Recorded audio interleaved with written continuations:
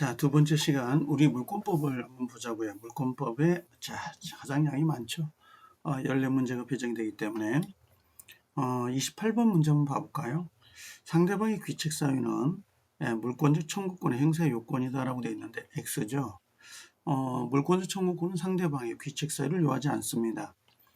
예를 들면 바람에 의해서 물건이 넘어가더라도 당연히 반환 청구할 수가 있는 거기 때문에 반드시 상대방의 귀책 사유가 있어야만 행사할 수 있는 것은 아니다. 자, X. 자, 29번 물권적 방해 제거죠. 방해 배제. 청구권의 요건을 구별하는 방해는 개념상 손해와 구별된다라고 되어 있습니다. 오케이. 자, 물권적 청구권의 손해배상이다라고 하는 것은 이 물권적 청구권에는 침해죄의 고의나 과실을 요하지는 않습니다. 근데 보통 우리가 불법행위 손해배상이다라고 할 때는 반드시 고의나 과실을 전제로 하는 거잖아요. 그래서 두 가지가 다른 개념이다라고 보시면 됩니다. 이런 형태로. 그래서 맞는 지문이 되고 30번의 임차인은 임차 목적물에 관한 임대인 소유권의 기한, 물권적 청구권을 대위 행사할 수 없다라고 했는데 X가 되네요. 우리가 임차인은 물권이 아닙니다. 그럼 임차인은 물권이 아니기 때문에 당연히 물청을 행사할 수는 없는 거죠. 물청을 행사할 수는 없지만 예외적으로 그 임대인의 소유권이라고 하는 것을 대위다라고 하는 거 있죠. 대위해서 행사할 수는 있다. 이렇게 정리해 놓으시면 됩니다. 31번에 유치권자는 유치권자입니다. 유치권자는 물청이 없거든요. 유치권자는 점유권에 기한 물권적 청구권을 행사할 수는 없다라고 했는데 유치권 자체로는 물청을 행사할 수는 없는데 점유권에 기한 물청은 가능하죠. 그래서 보통 우리가 유치권은 우물물이 없다 그러잖아요. 우선 변제권이 없다. 물상 대위가 없다. 물권적 청구권은 없다. 다만 물권적 청구는 없지만 유치권도 생명이 점유권이잖아요. 그럼 점유권에 기한 물청은 행사할 수 있다 없다? 있다라고 되어 있으니까 행사할 수 없다라고 해서 여기는 X가 된 겁니다. 32번에 부동산 물권 변동 이후에 그 등기가 원인 없이 말소가 됐어요. 원인 없이 말소가 됐다. 이게 바로 부조법 말소가 되는 거잖아요. 등기는 성립 요건인 것이지 존속 요건은 아닙니다. 존속 요건은 아니기 때문에 누군가에 의해서 불법으로 말소가 됐다 하더라도 물권 변동 효력에는 변함이 없습니다. 영향을 미치지 않는다라고 되어 있죠. 영향을 미치지 않는다라고 되어 있습니다. 미친다 하면 안 되죠. 이건 X가 되는 거죠. 그래서 불법 말소가 되더라도 그대로 그 효력은 유효가 있다. 이렇게 보시면 돼요. 자, 등기를 요하지 않는 물권 취득의 원인이 판결. 우리가 보통 187조에 등기를 요하지 않는다. 이행 판결은 등기해야 되죠. 근데 형성 판결, 공유물 분할 판결이라고 하는 것은 등기를 갖추지 않아도 되는 거거든요. 그럼 여기서 판결이다라고 하는 거 있죠. 여기 판결. 요 판결이라고 하는 것은 당연히 형성 판결이에요. 형성 판결을 의미한다. 그럼 형성 판결의 가장 대표적인 게 공유물이잖아요. 공유물 분할 판결이거든요. 공유물 분할 판결은 등기를 안 해도 됩니다. 안 해도 되지만 여기 이행 판결이라고 하는 거 있죠. 이행 판결은 소유권 이전 등기 판결이잖아요. 이 이행 판결은 등기를 해야 됩니다. 그래서 33번도 X가 됩니다. 34번에 소유권 이전 등기 청구권 보존을 위한 가등기입니다. 가등기. 가등기에 기한 본등기를 행해지면 물권 변동 효력은 가등기 한때로 발생한다. 자, X가 되는데 가등기는 보통 가등기 부분에 대해서는 순위는 어디로 가야 돼요? 순위는 가등기시로 소급이 된다. 맞는데 물권 변동이 있잖아요. 물권 변동은 언제 발생이 되죠? 본등기 시. 본등기 시에 발생이 되기 때문에 물권 변동 효력은 가등기 시에 발생한다 그러면 X가 되죠. 본등기 시에 발생이 된다. 예, 이렇게 정리가 되어야 됩니다. 그래서 이 가등기는 상당히 중요한 부분이기 때문에 꼭 체크를 하고 예, 보셔야 될 부분입니다.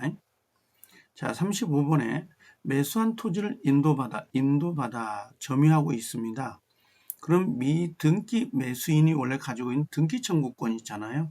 이 등기 청구권은 채권적 청구권이기 때문에 원칙적으로는 소멸시효에 걸리게 되겠죠.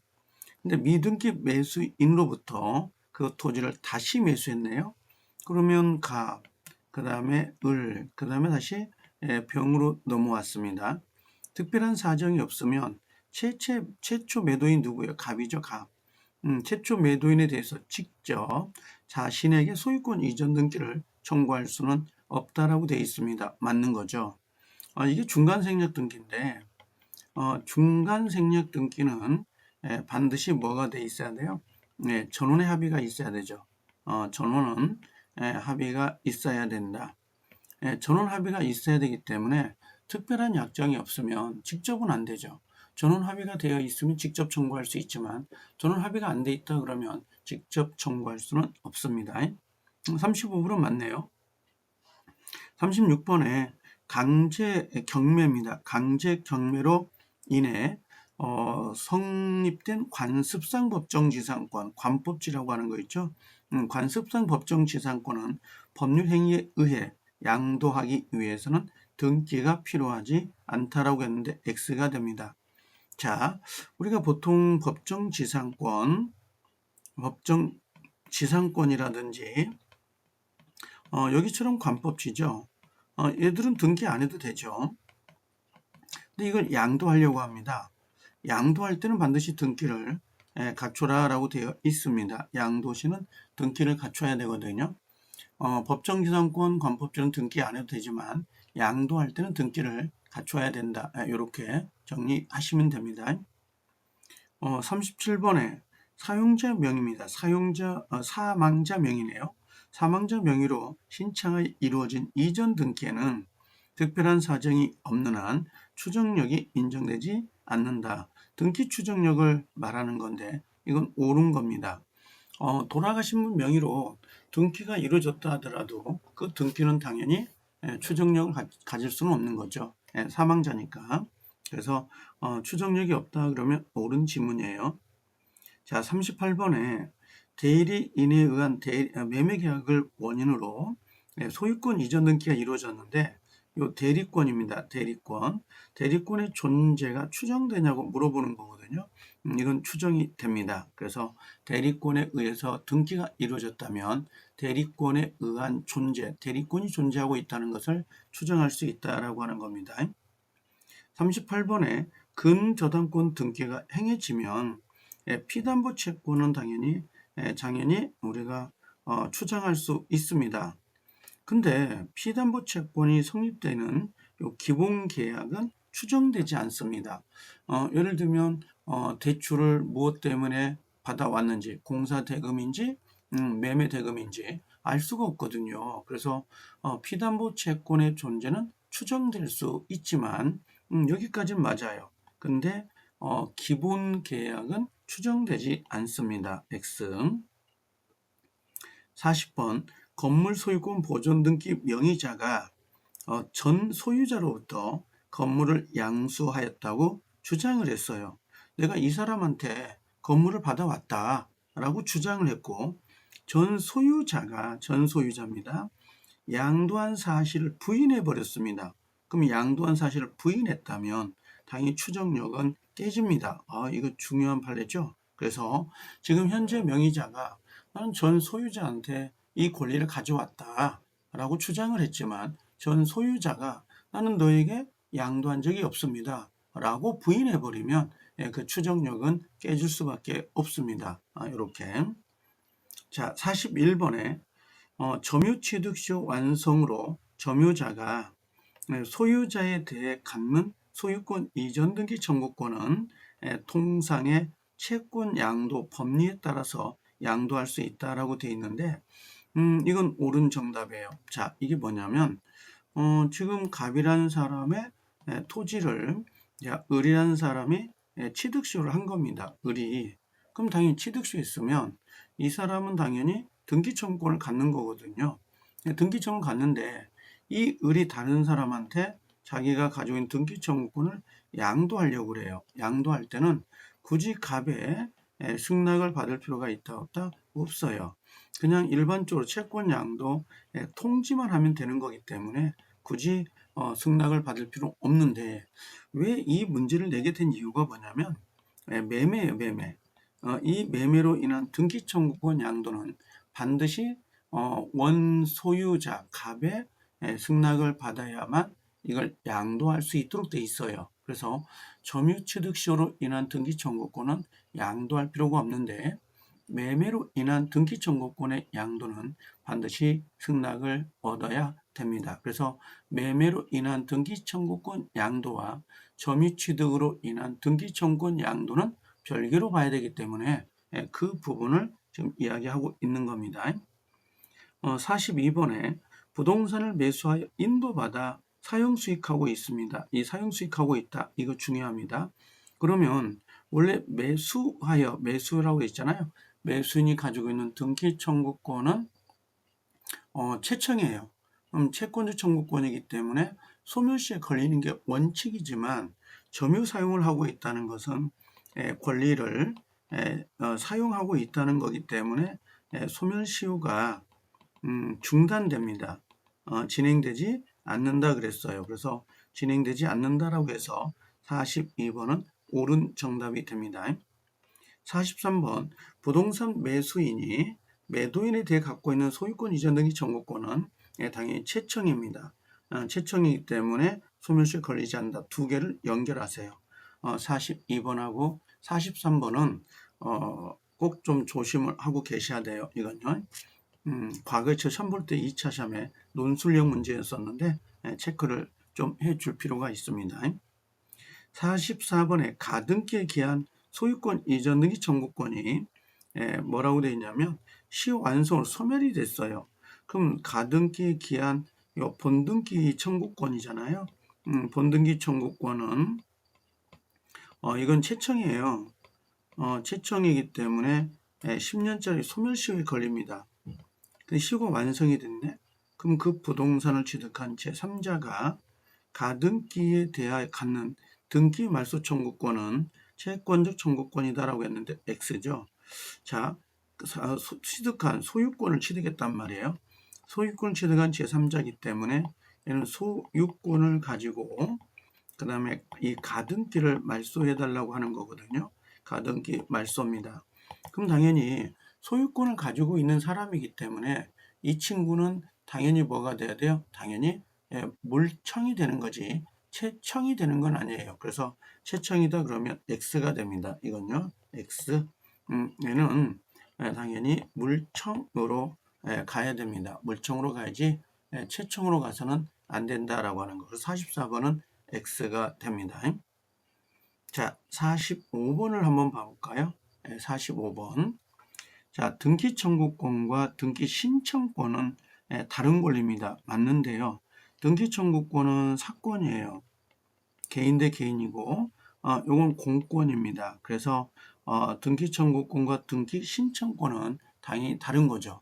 등기 청구권은 개인 대 개인, 등기 신청권은 등기소에다가 등기를 해달라고 하는 거니까 당연히 엄연히 다른 권리가 될 수밖에 없습니다. 46번에 주택임대차보호법의 대항 요건인 인도는 우리가 인주잖아요. 주택에 인도를 받고 주민등록을 갖춰야 되거든요.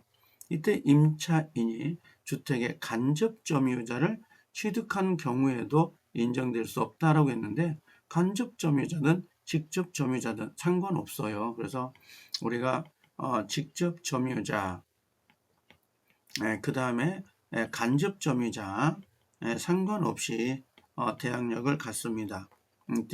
다만 뭐가 있냐면 인주 있잖아. 인주는 직접 점유자 앞으로 돼 있어야 돼요. 그러니까 인주는 직접 점유자 앞으로 되어 있어야 되지 간접 점유자 앞으로 인주가 되어 있으면 안 됩니다. 46번은 X. 47번에 점유취득시효 기초인 점유입니다. 이 점유는 직접 점유, 간접 점유 상관없거든요. 그래서 47번도 X가 됐네요. 자, 직접 점유자가 48번, 그 점유를 임으로 양도한 경우에 그 점유 이전이 간접 점유자의 의사에 반한다면 간접 점유 침탈이 될 수 있다. 이건 X가 됩니다. 자, 임대인이 간접 점유자, 임차인이 직접 점유자인데 임차인이 임대인 의사에 반해서 임차권을 양도했다고 해서 그걸 침탈로 볼 수 있겠느냐? 이건 침탈로 보기는 어렵다라고 하는 겁니다. 침탈이 된다 그러면 X가 되죠.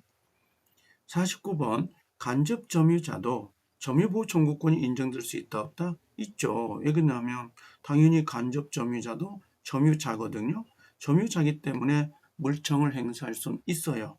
다만 점유 보조자다라고 하는 거죠. 점유 보조자는 점유권이 있나요 없나요? 점유권이 없기 때문에 당연히 물청을 행사할 수는 없습니다. 그래서 점유 보조자와 물청 이 두 사람을 구별할 필요는 있죠. 간접 점유자, 그럼 점유 보조자.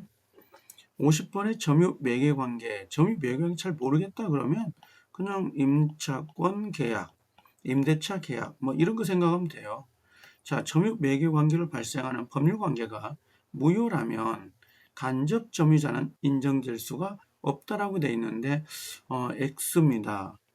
임대차 계약이 유효가 되든 무효가 되든 자, 예를 들면 임대차 계약이 종료가 됐어요. 근데 아직 임차인으로부터 목적물을 돌려받지 못했다면 여전히 간접 점유, 직접 점유 개념은 유지가 되고 있거든요. 그래서 점유 매개 관계가 유효가 됐든 무효가 됐든 상관없이 이 점유 매개 관계 상관없이 직접 점유, 간접 점유 모두 인정이 된다는 거. 51번에 부동산에 대한 악의 점유자입니다. 악의 점유자, 악의 무단 점유죠. 이건 당연히 타주 점유가 되죠. 타주 점유다라고 하는 겁니다. 그래서 자주 점유의 추정이 깨진다라고 되어 있습니다. 자주 점유 추정이 깨진다. 5가 되죠.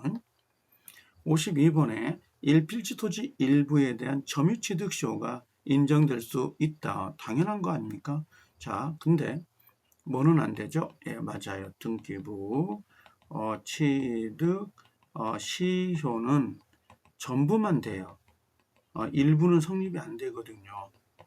일부 자체는 등기가 안 돼요. 일부 자체는. 근데 점유취득은 일부도 됩니다. 자, 53번을 가볼까요? 53번. 자, 아직 등기하지 않은 시효 완성자는 그 완성 전에 이미 설정되어 있던 가등기에 기하여 시효 완성 이후에 소유권 이전에 본등기를 맞춰버렸네요. 그러면 시효를 주장할 수 있다 없다? 당연히 없습니다. 이게 없다는 게 판례입니다. 자, 예를 들면 자, 여기가 20년이고요. 여기가 을입니다. 을 점유자. 자, 시효를 완성했는데 아직 등기를 안 했단 말이에요.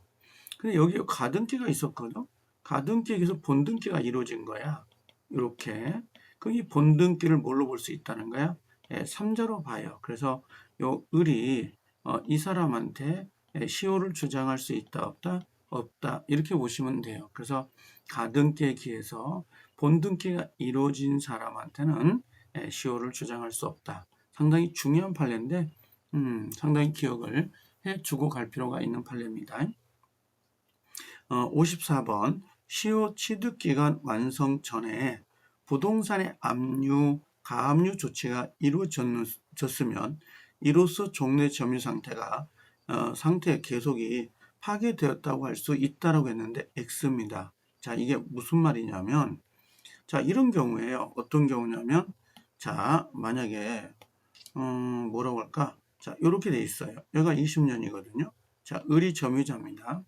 자, 시효를 향해서 가고 있는데 중간에 뭐가 들어왔냐면 중간에 압류가 들어오거나 가압류가 들어온 거예요. 이렇게 압류 가압류가 그럼 요 시효가 요거 진행되는 거 요거 진행되는 게 이게 진행되는 게 중단이 되냐 요게 그랬더니 요 시효 취득이 중단되지 않는다. 그럼 을은 20년을 채운다면 시효를 주장할 수 있어요 없어요? 있다 이렇게 보시면 돼요. 그래서 여기 보면 점유 상태가 파괴된다고 할 수 있다라고 했는데 당연히 X가 됩니다. 알겠죠? 자, 그래서 54번은 X, 55번. 자, 부동산 간에도 부합이 됩니까? 부합은 한 몸뚱이가 되는 거잖아요. 이걸 옆에다 증축이라고 쓰면 되죠. 증축. 증축. 그럼 증축은 기존 건물에 증축이 되니까 당연히 부합이 되죠. 이건. 부동산과 부동산, 부동산과 동산, 동산과 동산 모두 부합을 인정합니다. 56번 부동산입니다. 부동산이 부합된 동산입니다. 그럼 이것은 부동산 플러스 동산이 부합된 거잖아요. 근데 동산이 더 비쌌나 보죠. 동산이 비싸서 부동산은 1억, 근데 동산은 1억 5천.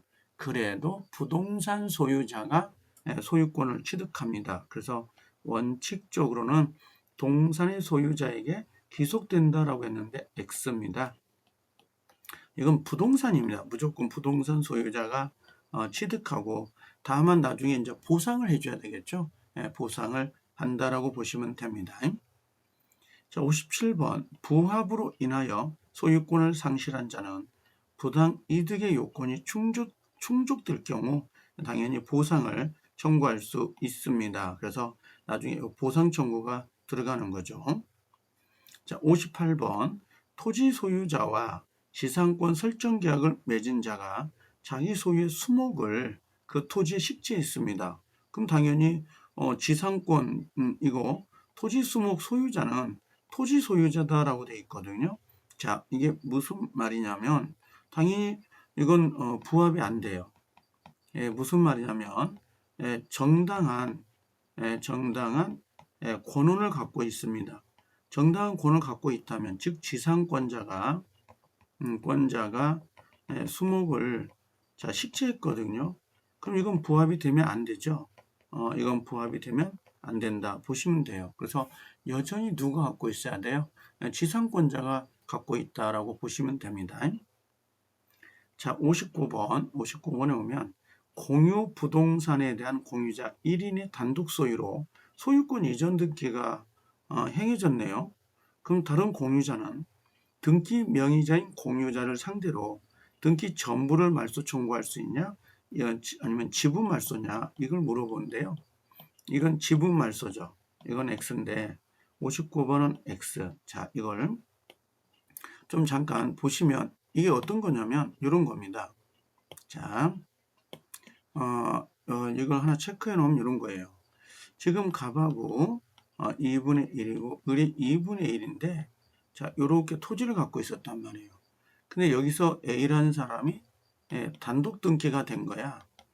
이렇게. 그러면 요 갑이라는 사람의 2분의 1은 유효하거든요. 그럼 당연히 을은 누구에게? 요 갑이라는 사람에게 갑의 지분은 유효니까 자기 지분 2분의 1의 요 지분 말소를 청구할 수 있다. 지분 말소가 들어가지 전부 말소가 들어가면 안 돼요. 전부 말소가. 그래서 X가 됩니다.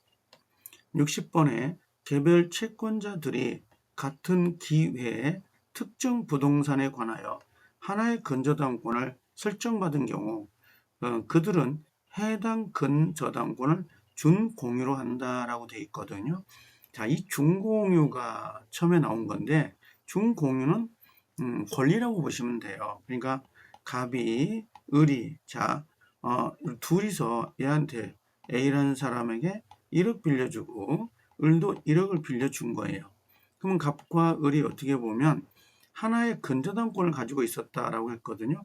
권리를 가지고 있는 거죠. 돈 받을 권리. 이걸 준자를 붙여요. 준, 공유 이렇게 이야기해요. 그럼 준 공유하고 이 공유는 어떤 차이냐? 여기는 권리를 갖고 있는 거고 채권을 여기는 물건을 갖고 있는 거예요. 공유는 물건, 준 공유는 채권입니다. 채권. 준 공유는 채권, 공유는 물건입니다. 그렇게 정리를 해 놓으시면 돼요. 어떤 것을 가지고 있느냐라고 물어볼 때에.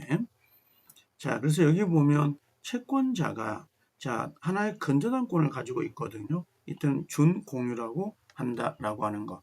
물건을 가지고 있으면 공유, 채권을 가지고 있으면 준공유. 이렇게. 자, 61번. 부동산 전원이 임대인에 대해 공유물을 임대했어요. 그럼 임대차 계약을 해지할 거야. 해지할 때는 특별한 사유가 없으면 공유물 관리 행위에 해당이 됩니다. 그래서 임대차를 하는 거나 임대차 계약을 해지하거나 임대차의 차임을 증액하거나 기간을 연장하는 것들은 전부 다 공유물 관리 행위예요. 관리 행위가 되기 때문에 이때는 지분의 과반수다라고 하는 거죠. 이걸로 결정을 합니다. 62번에 보시면요. 지분 과반수권자가 단독으로 공유 토지를 임대했습니다. 그럼 소수 지분권자는 과반수 지분권자에게 부동산 부당 이득 반환을 청구할 수 있다 없다? 있다라고 되어 있죠. 당연히. 자, 이게 어떤 거냐면 지금 관리 행위거든요. 그럼 갑을 병이 있을 때 자, 6분의 4다. 그럼 동의 안 받아도 이 부동산을 A에게 임대차 할 수 있다고. 그러면 A가 나중에 어떻게 해요? 차임이 들어오겠죠. 차임이 들어오면 이 차임을 갑이 을과 병에게 줘야 되거든요. 이게 부당이득이에요. 여기다가 차임 청구라고 생각을 하시면 됩니다. 차임 청구를 할 수 있다. 부당이득으로. 자, 63번에 부동산 공유자 중 1인의 공유 지분이 포기됐어요. 포기. 그럼 이 물권 변동은 그 포기 의사의 표시가 다른 공유자에게 도달하더라도 이게 중요합니다. 등기합니다. 등기가 없어요. 그러면 효력이 발생하지 않는다라고 되어 있죠. 효력은 발생하지 않는다. 그래서 63번은 동그라미인데 우리가 보통 이런 거 있잖아요. 물권을 포기한다라고 하는 거예요. 물권 포기. 자, 물권을 포기한다. 포기. 그럼 물권을 포기한다. 공유 지분을 포기한다. 소유권을 포기한다. 이 포기는 반드시 등기가 있어야 효과가 발생이 돼요. 등기가 들어가야 돼. 이 포기라는 건. 그래서 등기가 있어야 효과가 발생된다. 그렇게 정리해 놓으시면 됩니다. 그래서 63번은 동그라미가 됐습니다. 자, 64번 한번 와볼까요? 64번. 자, 갑은 은행에 대한 채무 이행을 담보하고자 그 소유 토지의 을명입니다. 을명의 저당권과 함께 자, 이 담보 가치 유지만을 위해서 을명의 지상권을 설정했다. 이게 일종의 뭐가 되냐면 담보지상권이죠. 담보지상권이 됩니다. 이 담보지상권 정말 중요합니다. 정말 중요합니다. 이건 꼭 기억을 해 놓으셔야 돼요. 첫 번째, 자, 이 위에 갑과 병은 X의 건물에다가 올렸네, Y 건물을. 그러면 여기에 갑이라는 사람이 있고, 여기에 을은 저당을 갖고 있었고, 여기에 을이 지상권을 갖고 있었는데, 건물이 하나 올라갔나 보죠? 이런 식으로. 이때 을이 지상권 침해를 이유로 병에 대하여 Y 철거를 청구할 경우에 특별한 사정이 없는 한 병은 자, 갑에 대한 채권을 이유로 을에게 대항할 수 없다라고 되어 있습니다. 자, 이게 뭐냐면 이런 거예요. 이건요. 지금 이 사람이 저당을 잡았고 을이 또 여기다 지상권 설정했다고.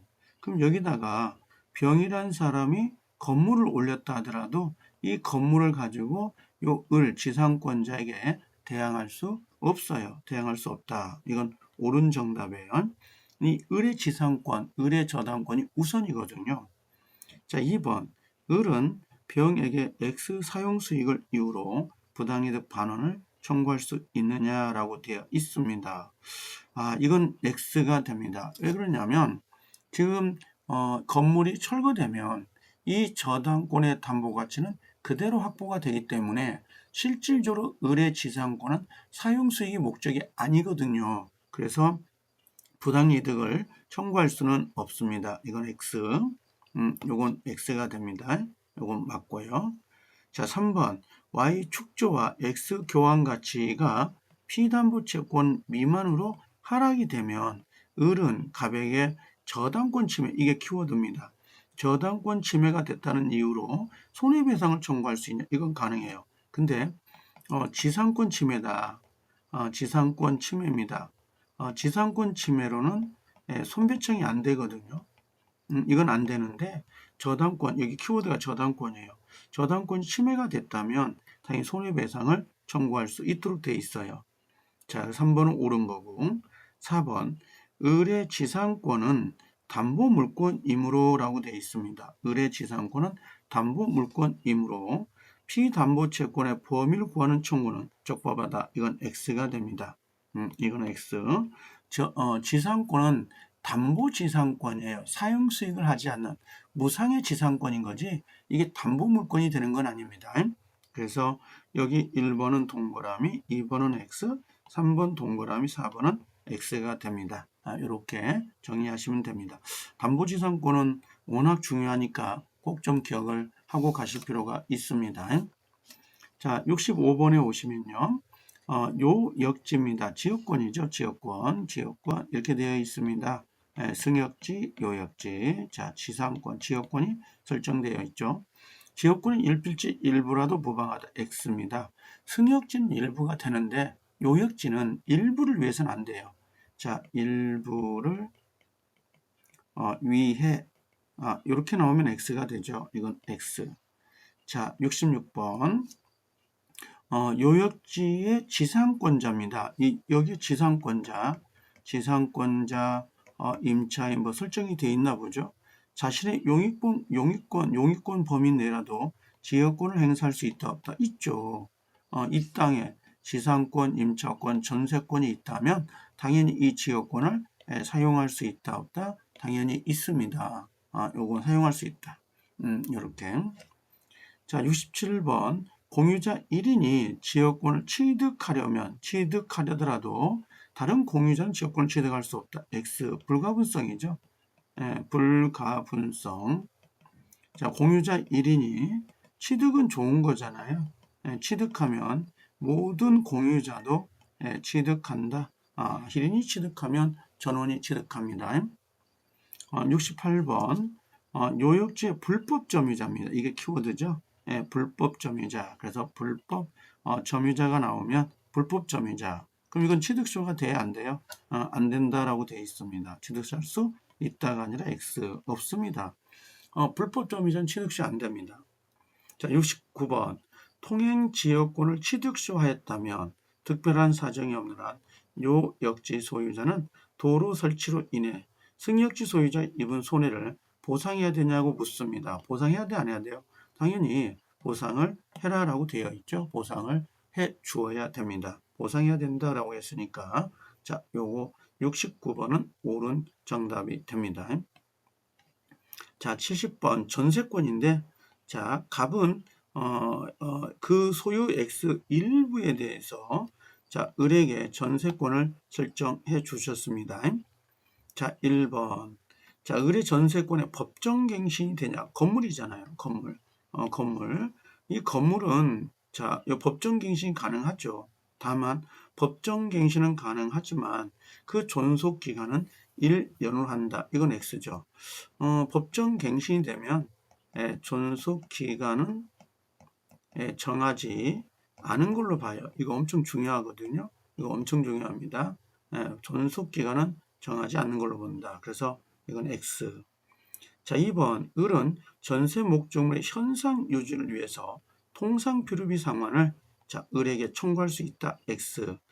자, 전세권은 필요비 청구권은 없고 유익비 청구권만 가지고 있는 거죠. 필요비 청구권은 없고 유익비 청구권만 있습니다. 3번 존속기간 만료 시 을이 전세금을 반환받지 못하였다라고 되어 있어요. 그러면 을은 전세권에 기해서 이 건물 전체의 경매를 청구할 수 있다 없다? 없습니다. 자, 조심할 건 왜 이 답이 나오냐면 이런 거예요. 지금 여기 보면 일부라고 되어 있거든요. 일부 전세권자는 여기에 전부에 대해서 경매를 청구할 수 없어요. 일부 전세권자는 전부를 경매 신청할 수 없습니다. 상당히 중요합니다.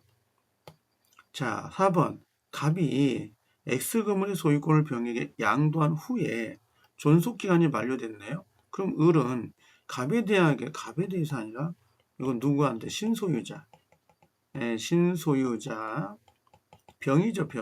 병에게 청구한다라고 해야 되죠. 그래서 구소유자는 전세금 반환 채무를 면한 거고 신소유자인 병이 부담을 합니다. 자, 그 다음에 5번에 오시면 자, 존속기간 만료 시 을은 전세금 반환 채권만을 자, 전세권과 분리해서 타인에게 양도할 수 있느냐? 좀 만료시입니다. 여기 키워드가 만료예요. 여기에 만료입니다. 만료시. 자, 분리해서 양도할 수 있다라고 되어 있죠? 이건 5가 됩니다. 그래서 5번 지문은 5가 되네요. 5 이렇게. 자, 71번으로 가볼까요? 71번. 71번에 오시면 자, X건물에 대한 갑의 유치권 성립에 영향을 미치는 것. 이런 질문도 가끔 나오거든요. 그래서 첫 번째는 뭐라고 되어 있냐면 X건물의 소유권이 갑인지. 자, 원래 이게 성립 요건이에요. 유치권의 성립 요건을 물어보는 거거든요. 첫 번째는 타인 물건이어야 된다. 그럼 2번은 결연성이 있어야 되죠. 그 다음에 세 번째는 변직이 있어야 되고, 네 번째로는 적법점유 있어야 되죠. 또 여기 유치권은 의무규정이거든요. 그래서 배제 특약이 있어야 돼, 없어야 돼요? 배제가 없어야 돼. 이게 다섯 번째죠. 그래서 첫 번째는 타인 물건, 결연성, 변제기, 적법점유, 배제 특약이 없어야 된다. 요게 지금 성립 요건인데 이 성립 요건은 반드시 기억을 좀 하고 계셔야 돼요. 반드시.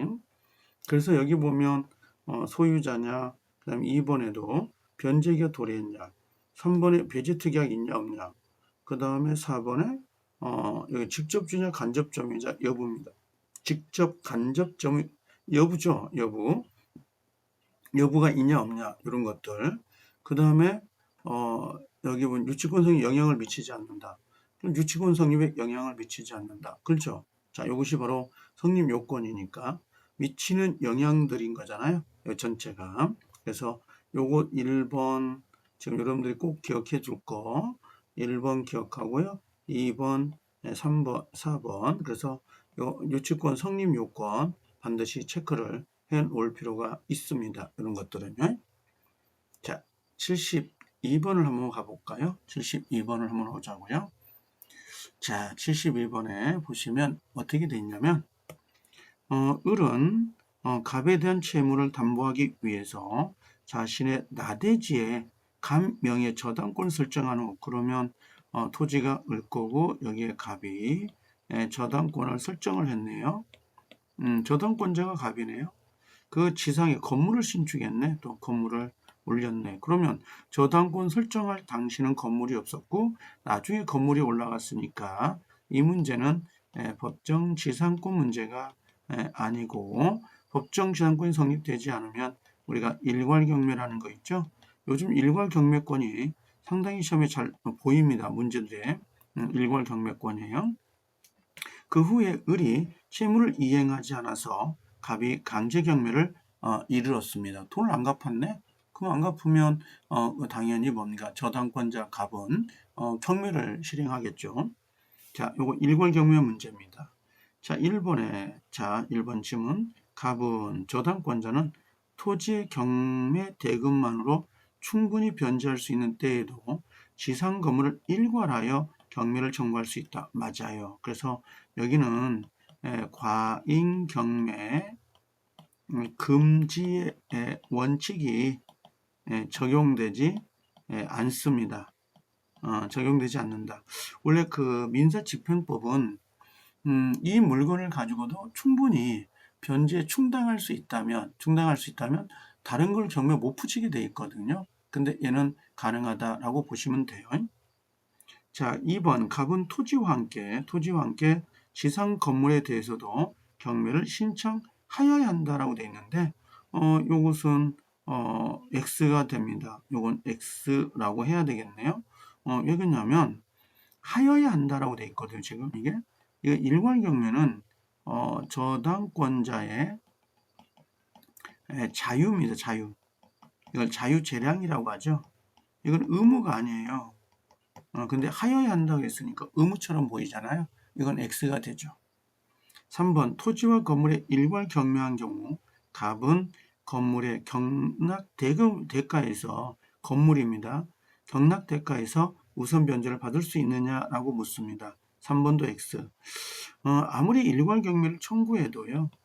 토지 저당권자이기 때문에 토지에 대해서는 우선 변제를 받을 수 있으면 건물 있잖아요.